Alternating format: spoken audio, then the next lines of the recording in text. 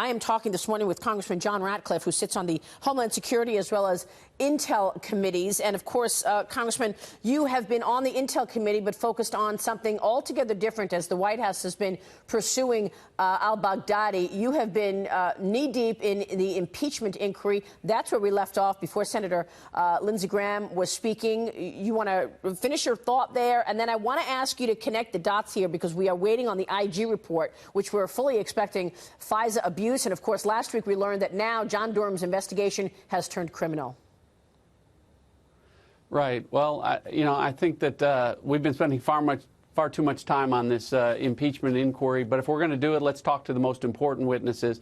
Every American deserves to know when Adam Schiff's staff met with this whistleblower that started a process to try and remove the president from office. And I think every American sees that Adam Schiff, the person who promised that Donald Trump was going to see significant jail time because he had substantial evidence of collusion with Russia and that he was engaged in treasonous activity as a Russian agent, which ultimately proved not to be true, shouldn't be the person running this impeachment inquiry, and it shouldn't be running through the Intelligence Committee in behind closed doors meetings that we can't talk about openly. So hopefully that'll end. And what the people just saw there, I agree with what Lindsey Graham just said about the president really changing the rules of engagement.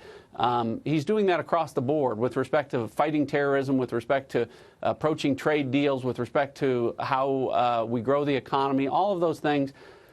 Give this president credit. While he's attacked shamelessly, baselessly, repeatedly by his critics, he keeps providing solutions and doing good things for the American people, and I think they see that. And do you expect in the IG report that we will see criminal referrals from the Inspector General? And what will that mean for John Durham's investigation, which is now an out-and-out criminal investigation?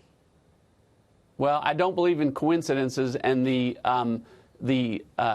end of the Inspector General's investigation and his impending report coming at the same time as the start of John Durham announcing that this is now a criminal probe is not a coincidence. The Inspector General, you have to remember, has the ability to investigate folks at the Department of Justice and the FBI. He doesn't have the ability to indict. He can only make criminal referrals. He's done that before with respect to the director of the FBI and the deputy director of the FBI. And as I have been telling you for the better part of 2 years here, we have seen things that we believe are the basis of should be a criminal referral as it relates to the FISA process that the Inspector General's report that's coming out in the next week or two will address. John Durham announcing that this is now a criminal matter is a significant development. It means that there is a reasonable indication or suspicion that crimes have occurred. Doesn't mean that he's going to charge anyone, but it does mean that he's going to impanel a grand jury to compel testimony, subpoenas, and people, documents and people to come and address the origins of this Russia investigation where a president was accused of treason, falsely accused of treason, by a party that paid for a fake, phony dossier. The Democrats are now unhappy that John Durham is looking at whether or not there was a proper predicate for it. I don't believe there was. And we should also point out that one of the people who accused the president of treason quite publicly was John Brennan, the former CIA director. And John Brennan's fingerprint seems to be all over the origins of the Russia probe.